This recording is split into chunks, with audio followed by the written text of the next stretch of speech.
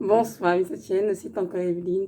Soyez richement bien dans le puissant Seigneur, qu'il me vous comble de toutes ses grâces et vous accorde une pleine espérance en ces temps de la fin.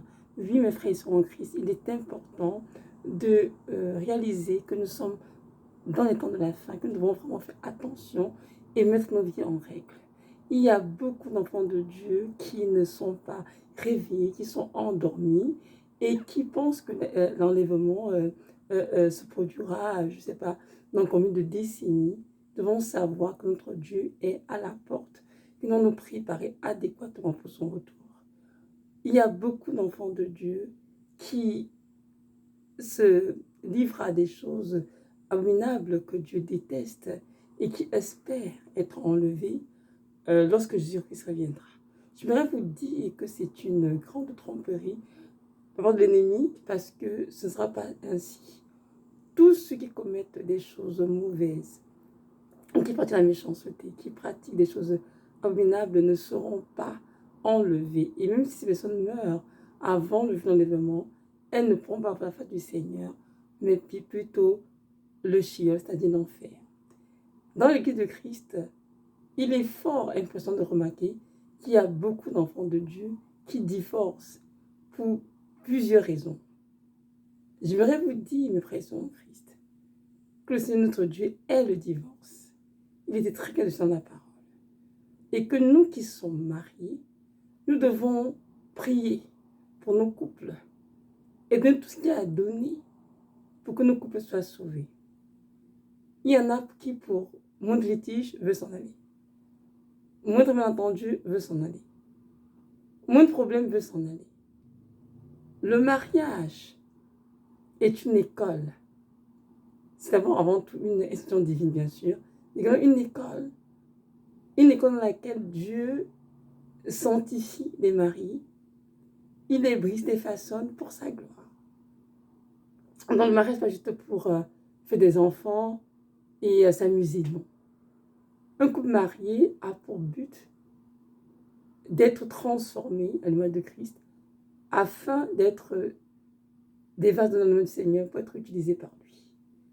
Et pour cela, Dieu a besoin justement de briser, de façonner au travers des épreuves qu'il va permettre dans chaque couple. Chaque couple est unique, un parcours unique avec une destinée unique. Et chaque couple a ses épreuves, ses hauts, ses défis, etc.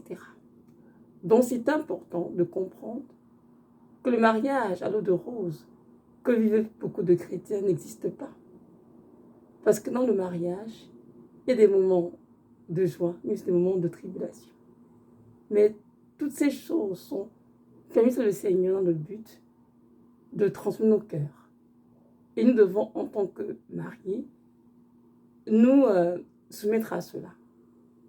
Parfois, on se dit, Seigneur, si je me sépare de mon mari, il y a tel qui m'aimera plus, je serai plus heureuse avec un tel. Tout cela, c'est de la tromperie, parce que ce n'est pas vrai. C'est l'ennemi qui nous fait croire cela, que le gazon est plus vert que le voisin. Qu'en allant avec un tel, on sera plus heureux, on sera plus ceci, on sera plus respecté, plus honoré, mais ce n'est pas vrai. Le des armées a formé des couples de notoriété et il leur a donné l'onction pour être ensemble, pour s'aimer, pour se supporter et pour passer au travers de tout de la vie. La fin, quand on se marie, on dit bien, je t'aimerai dans les joies, dans les peines, jusqu'à la fin de notre vie. Amen. Jusqu'à la mort, en fait. Aujourd'hui, combien de couples marient jusqu'à la mort? Il y a beaucoup de divorces dans le monde et même plus dans l'Église. Que l'Église est supposée avoir reçu l'enseignement de Christ qui dit que le Seigneur est le divorce. Donc, le couple marié chrétien devrait faire plus attention et prier pour leur couple et veiller sur leur couple afin de se retrouver dans les travers. Mais beaucoup sont dans l'Église, malheureusement, ils ne sont pas instruits, ils sont remplis des œufs de la chair et veulent vivre leur propre vie et dans la vie que Christ a pour eux. Le mariage se bâtit. Avant un mariage réussi, ça demande beaucoup de prière, de persévérance, de courage. Pourquoi? Parce que le mariage est une institution très attaquée par Satan. Et il sait qu'il arrive à diviser un couple marié. Il y a une famille. Ils ont tous que la famille est le socle de la société. Une société en santé a forcément des familles en santé. Et une famille en santé, forcément, donne des églises en santé. Mais en créant le grabuge, la division, lui réussira à donc détruire la famille, les églises et aussi la société. Donc, chaque femme chrétienne mariée doit comprendre qu'elle doit beaucoup prier. Vous savez, lorsque j'étais encore mariée, je priais. Et quand je me suis mariée, il y a de ça 14 ans, ma mari m'a dit ceci, Evelyne, que tu es mariée, maintenant, tu vas encore prier plus qu'avant, même 2 fois plus. J'étais comme, mais non, pourquoi je dois prier 3 fois plus? Je suis mariée, maintenant je vais bien, tout va bien. Elle me dit, oh non, pas du tout. Parce que ton couple sera attaqué. Et c'est par tes prières que ta maison sera sauvée. Donc tout ce que les hommes, ils ont leur rôle, ils sont des choses de famille. Mais c'est la femme qui, qui est le pilier de la maison. Et c'est elle qui doit prier pour bâtir sa maison. On dit dans la parole en 14 que la femme sage bâtit sa maison, mais la femme folle ou insensée la renverse de ses propres mains. Donc une femme bâtit comment? Pas avec sa bouche. Les femmes aiment beaucoup parler, hein, se fâcher, crier, donner des paroles injurieuses ou bien des paroles insolentes. Non, ce n'est pas ça. C'est bâti à genoux à terre, dans la prière avec le Seigneur. Car nous devons savoir que c'est Dieu qui bâtit nos couples. C'est Jésus-Christ, notre rocher, qui bâtit nos couples. Et sans sa protection, sans son onction, sans sa grâce, on ne peut pas réussir. Nous devons le savoir. Et nous devons donc arrêter. Nous devons marcher par la chair, non pas l'esprit. Nous devons prendre le temps de revoir les Saintes Écritures, ce que Dieu dit par rapport au mariage, et de reconsidérer nos voies, surtout pour les personnes qui vivent dans le couple des difficultés et qui sont en train de réfléchir en se disant, est-ce que je dois rester avec cette personne, je dois peut-être divorcer, aller me remarier, ou bien je ne sais pas trop, ou rester seule.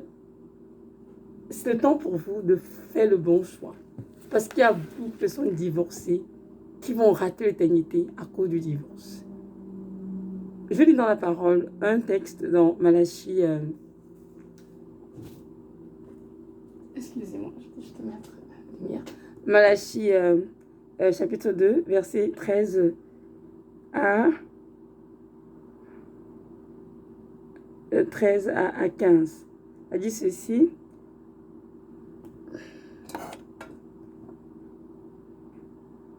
Voici encore ce que vous faites. Vous couvrez de larmes l'autel de l'Éternel, de pleurs et de gémissements, en sorte qu'il n'a plus égard aux offrandes, et qui ne peut rien agréer de vos mains. Et vous dites, pourquoi? Parce que l'Éternel a été témoin entre toi et la femme de ta jeunesse, à laquelle tu es infidèle, bien qu'elle soit ta compagne et la femme de ta jeunesse, la femme de ton alliance, pardon. Nul n'a fait cela avec un bon sens. Un seul l'a fait. Et pourquoi? Parce qu'il cherchait la postérité que Dieu lui avait promise. Prenez donc garde en vous, en vos esprits, et qu'aucun ne soit infidèle à la femme de sa jeunesse. Car je hais la répudiation de l'Éternel, le Dieu d'Israël, et celui qui couvre de violence son vêtement, l'Éternel des armées. Prenez donc garde en votre esprit et ne soyez pas infidèles. Parole du Seigneur. Il y a des versions dans lesquelles c'est écrit, verset 16 de Malachie 2, je hais le divorce ou la répudiation, c'est la même chose. Donc nous comprenons bien ici que le prophète Malachie est en train de dire pourquoi est-ce que les offrandes des enfants d'Israël ne sont pas agréées de Dieu. Pourquoi est-ce que le Seigneur, malgré leurs pleurs, leurs gémissements, n'accepte pas les offrandes? Pourquoi? Parce qu'il y en a plusieurs qui sont infidèles à leurs épouses. Il y en a plusieurs qui ont rompu les épouses. Et l'Éternel dit ceci, qu'il était témoin entre toi et ta jeunesse. Ceci veut dire que le Seigneur est celui qui a formé les couples. Avant qu'un homme et une femme ne se mettent ensemble pour se marier, Dieu avait prévu cela depuis, même avant la fondation du monde. Avant la fondation du monde, chaque homme avait une femme préparée pour lui et chaque femme un homme préparé pour elle. Donc, sur cette terre, c'est Dieu qui crée les hommes pour qu'ils se rencontrent, qu'ils soient attirés l'un vers l'autre et qu'ils puissent se marier. Donc, Dieu est témoin de nos mariages. Et il est celui qui nous donne la grâce de passer au travers de toutes les épreuves. Donc, les couples dans lesquels il y a l'infidélité, il y a la polygamie, il y a, je ne sais pas trop, toutes sortes de choses abominables, notre Dieu ne peut pas agréer l'offrande qu'il donne de ces couples. Parce qu'ils vivent tous dans des choses que Dieu n'approuve pas. Il y a en Afrique beaucoup de personnes, beaucoup de pasteurs même qui se disent être polygames, qui se disent que c'est la parole de Dieu parce que David a eu plusieurs femmes, parce qu'avant il a eu plusieurs femmes. C'est absolument insensé de penser ainsi, parce que depuis le Jardin d'Éden, Dieu nous a montré très bien qu'il a créé un homme pour une femme. Ensuite, il a créé Adam, il a fait endormir, il a pris une côte, il a formé Ève. Et ensuite, lorsqu'il a présenté Ève à Adam, Adam a dit, oh Seigneur, celle-ci, elle est os de mes os et chair de ma chair. Il a dit, il les a unis dans les sacrés du mal en disant, multipliez-vous et assujettissez la terre. Amen. Donc Dieu montre le modèle parfait des gens d'Éden. Il va c'est entre un homme et une femme. Et c'est Dieu était témoin du mal d'Adam et de Ève. C'est pourquoi nous devons savoir aussi que Dieu est témoin de nos mariages. Et nous avons été créés un homme pour une femme pour un homme. Ce qui fait dans l'Ancien Testament, c'était tout simplement, comment dirais-je,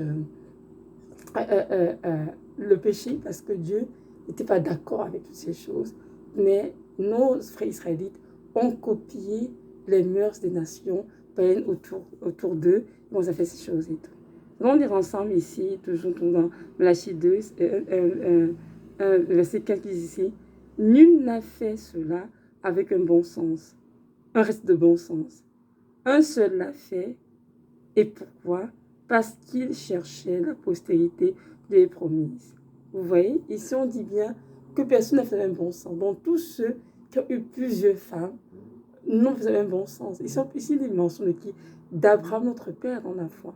En effet, Abraham est allé vers Agar, qui est la servante de sa femme Sarah, pour avoir une postérité. Pourquoi? Parce que Sarah n'avait pas à concevoir. Alors ils ont attendu des années, aucune chose ne se passait. La promesse de Dieu ne s'accomplissait pas.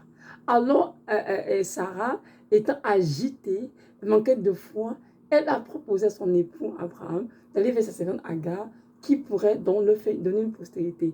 Et c'est cette union entre Abraham et Agar qu'est né Ismaël. Et nous savons très bien que après la naissance d'Ismaël, quelques années plus tard, Dieu a visité Abraham et Sarah. Et un fils qui est promis, et qui est né plus tard, qu'on appelait Isaac. Et Isaac est le fils de la promesse. Et il a demandé à Abraham et Sarah de chasser Agar de la maison.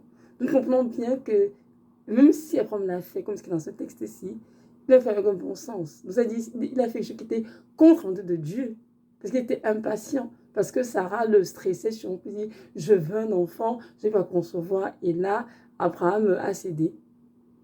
Et on dit ici, ça fait un bon sens. Alors, donc, tous ceux qui passent le temps à raconter ou bien à prêcher et qu'il faut avoir, que nous avons d'avoir plusieurs épouses, c'est absolument faux. Ce n'est pas de Dieu. Dieu a créé un homme pour une femme et c'est ça qui construit le mariage et cet ordre doit être respecté et ce par tous les hommes. Et ce mariage n'est pas entre une femme, abomination, ni entre un homme, ça c'est aussi abomination. Le Seigneur a bien montré déjà d'Éden que le mariage se passait entre un homme et une femme. Donc mes frères et sœurs en Christ, c'est temps pour nous de nous réveiller, de reformer nos voix. Reformer nos voix veut dire quoi? de nous repentir et d'abandonner ces pratiques abominables. Nous devons arrêter de chercher à divorcer pour X ou Y raison, peu importe la raison. Nous devons aller dans le Seigneur, nous devons prier, nous devons donner tout ce qu'il faut pour notre mariage. Nous devons prier toutes nos forces, crier à Dieu. Et si Dieu lui-même estime que si nos vies sont en danger dans ce mariage et qu'il doit lui-même mettre fin au mariage, Dieu le fera de sa propre autorité. Mais un chrétien, n'a jamais parlé de non-divorce dans sa maison, ni une chrétienne. Ça, c'est trop facile parce que les gens pensent toujours qu'en divorçant, c'est cette affaire facile, ils perdent sa liberté. C'est un grand mensonge. Et j'ai vu beaucoup de couples qui sont mariés après moi. Des jeunes couples vraiment dans la trentaine, dans la vingtaine, et pour des raisons, intensément 2 ans après, ils sont divorcés. Ça, ce n'est pas du tout normal. Et c'est un fléau qui mine beaucoup de couples dans le monde, dans l'Église. Alors retenons, pour nous qui sommes chrétiens, que les chrétiens ne pas divorcer, parce que Jésus-Christ est le divorce. Maintenant, si une femme est mariée et qu'elle est maltraitée à son mari, c'est-à-dire violentée physiquement, verbalement, le mari veut ôter la vie, mais c'est sûr qu'elle doit quitter le domicile conjugal, elle ne doit pas rester dans cet état en disant que non, je vais divorcer parce que j'ai peur que non, elle doit bien sûr prier à Dieu, crier à Dieu, mais elle doit se mettre à l'abri les enfants afin de te protéger. Vous irez dans cet état insensé, et prospère tu passer cet homme qui est vraiment violent et même, je dirais même, possible un démon de colère, d'un démon de colère, de violence, etc. Donc, c'est important qu'elle se mette à l'abri et qu'elle cherche vraiment la face de Dieu pour savoir ce qu'elle doit faire. C'est très important. Il y a des cas où j'ai vu le Seigneur a vraiment, par les prières de la femme, a réussi à changer son mari au point qu'il s'est converti, est devenu un bon père et un bon époux. Vous voyez voir que c'est un homme colérique auparavant, violent, mais Dieu a fait grâce, il a changé. Pourquoi? Parce que sa femme a prié. Donc, pour nous, les femmes chrétiennes, lorsque nous passons par exemple dans notre couple, notre place n'est pas chez les infos, les commérages, n'est pas au téléphone pour parler pendant des heures avec un tel et un tel. Notre place doit être dans la présence de Dieu, c'est-à-dire dans la prière. On lit la parole, méditer, prier et invoquer le Dieu d'Israël afin qu'il intervienne et qu'il nous fasse grâce et que nos couples soient guéris, restaurés. Vous savez, nous sommes des femmes que Dieu aime et il désire notre bonheur. Nous devons comprendre aussi que le mariage est très attaqué. Et ça, c'est tellement évident. Hein. Les mariages sont très attaqués parce que Satan est celui qui aime la division, il aime détruire, il aime égorger. Tout ce que Dieu a fait de beau, il veut s'en appareil détruire. Alors nous devons donc réaliser que nous sommes très attaqués et juste prier, supporter, endurer tout ce qu'il faut endurer, par grâce de Dieu bien sûr, et laisser le Seigneur intervenir parce que Dieu intervient toujours à un moment donné. Il n'y a aucun couple qui souffre éternellement, qui ne s'arrête jamais, non. Peu importe les souffrances par lesquelles nous passons, peu importe ce que nous vivons, notre Dieu finira par intervenir. Continuons de nous soumettre à nos maris, continuons d'être des femmes chastes, des femmes réservées, des femmes qui craignent le Seigneur, et continuons de prier. Et nous verrons qu'un jour, notre Dieu interviendra et changera nos maris et feront de des hommes vraiment accomplis en lui, des hommes qui seront des bons pères et des bons époux. Donc, avec Dieu, tout est possible. Ils vont garder toujours l'espérance en Christ. C'est vrai qu'il y a des maris qui sont, comment dirais-je, très touchés, très éprouvés, c'est vrai. Mais je peux vous assurer, mes sœurs en Christ, mes frères en Christ, que le divorce n'est pas une solution. Nous pouvons croire que c'est une solution, mais ce n'est pas une solution. Pas du tout.